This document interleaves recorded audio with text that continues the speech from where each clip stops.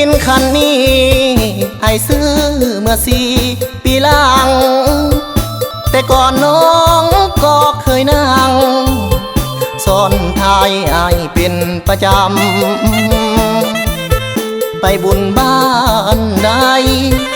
สามใบน้องก็ไปนำบอกเคยเมายังจะคำคุณงามบอกว่าหักลายพอมาวันนี้วันที่เว็บจีนมันห่างคนดีเปลี่ยนไปหลายต่างน้องนางกลับมาเน้น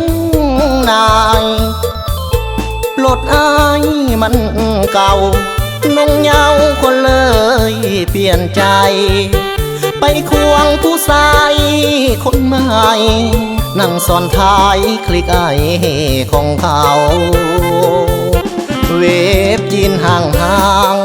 ๆนั่งบอกว่าเสยสิตายมันเก่าแถ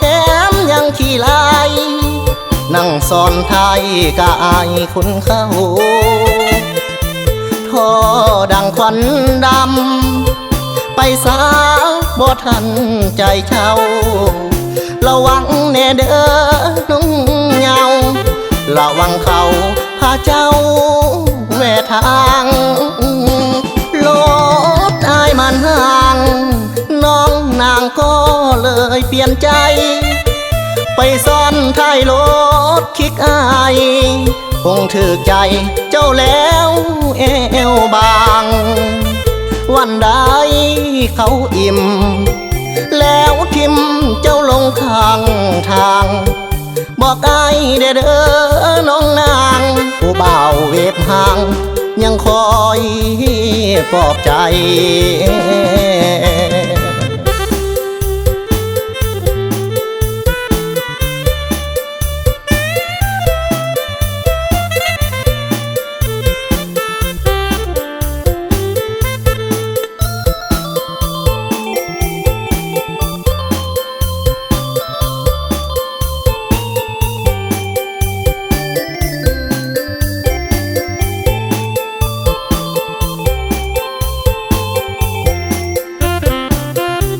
เว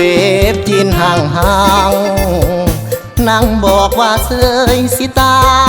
ยมันเก่าแถมยังขี้ลาย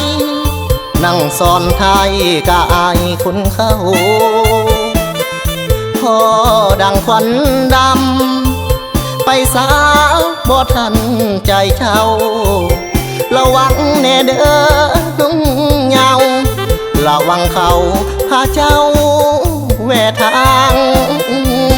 รถอายมันห่างน้องนางก็เลยเปลี่ยนใจ